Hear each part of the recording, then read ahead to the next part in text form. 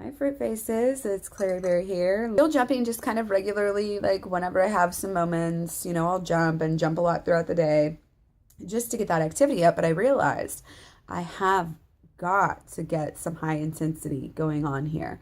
I started reading about it a little bit more. I started learning about it a little bit more.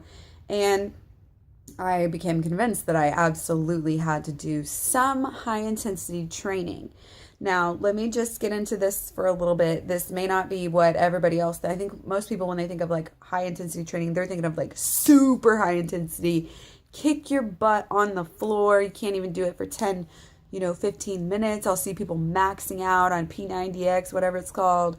And I've always been like, I'm kind of skeptical person usually. A lot of times I'll be like real skeptical about something and then I end up loving it. So I'm not surprised that happened with this at all.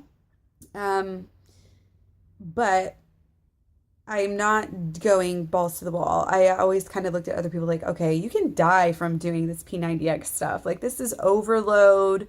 I don't think, like, even for me, I've always been the type of person like doing an Ironman or something is like stress for your body. It's just too much. It takes years off your life, from what I've heard. So that's kind of my mentality when thinking about high intensity training. That's why I never really got into it.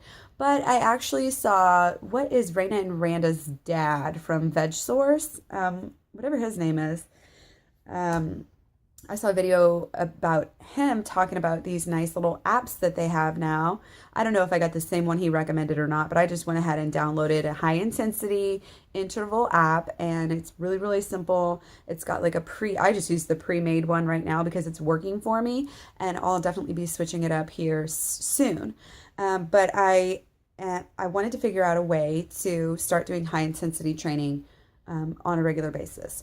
So I learned about it, and then what I started with, I think like the last weekend or the last week of April, I just did a couple of sessions, and my session on my phone is 12 minutes long, and that's it. It goes 45 seconds hard work, and then you rest for 15 seconds, and so on and so forth. So that really kicked my butt. It was just jumping. I was pretending to jump rope, basically. I have a jump rope, but to use it inside when I'm around kids is not really ideal for me. So I just simply pretend, and it's the same exact thing. So that was great. I did it twice that week, and then the next week I didn't do it at all. Like, I wasn't motivated. It just wasn't something that I really was drawn towards doing for whatever reason. So I skipped that week, and then the next week I decided, you know what, I'm going to see if I can make this work on the trampoline, because I was reading about impact, and I really wanted to bump up the time. I wanted to get to where I could do like a 30-minute session or a 45-minute session. So maybe jumping rope wasn't the best idea. Maybe if I could find a different way. So I had all these different ideas about what I could do, and I still think some of them are pretty good.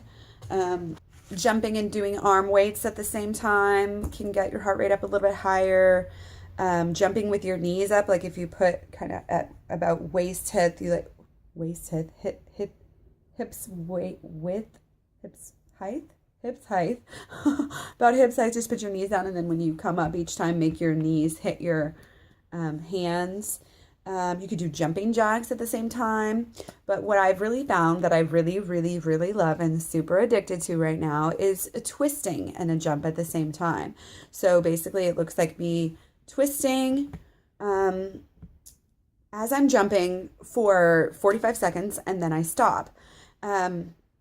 Obviously, if you're doing this, you want to start, with whatever works for you. Some people, if you're just started and you don't have your aerobic capacity up, just jumping, and then resting, and then jumping and resting is going to be better for you, and slowly working your way up. Or you can stick to the regular jump roping, pretend jump roping, like whatever you want. I think however you do your high intensity, whether it's bicycling, running, get it in there. It doesn't matter how you do it, but just do it. And I really like the twisting because not only are you having something that's low impact, you guys know how I feel already about rebounding. If not, check out my rebounding videos and my health and fitness playlist. And but you'll know that like it's just so good for you. But when you add those benefits in with the benefits that you already get from twisting, just doing the twist, and you can do it in different ways. It's a really great tune-up of sorts for your spine. And I've always known that twisting, I've been told by my chiropractor, father-in-law equivalent. I've been told by kung fu teachers who are acupuncturists and Chinese medical doctors. I've been told by a lot of different people about how great twisting is. It can whittle your waist, and it's definitely good for your spine and therefore your whole entire system, your whole entire health. So, and I found that when I do this, I feel really amazing, especially, it's less tension up here and I just feel really great. And it feels good to do. It's like a massage or like a chiropractic adjustment, like during your workout, So this aspect of it is actually keeping me on track with it more, because it's not really like, oh, I have to go work out. Oh, it's going to be so hard, because this is another thing. The intensity isn't that high. The intensity isn't super, super high. And it's enjoyable because of these benefits of the twisting on my spine. Like, I feel great to do it. And I know that it's not only good for me for exercise, but it's also good in this whole other way. So it's an additional incentive. But like I said, not going too hard. What I'm going to do, I'm doing 45 minutes now. And again, it's on and off, so my heart rate's not getting out of control, but I am pretty tired by the end. And there's no way I would want to do another one.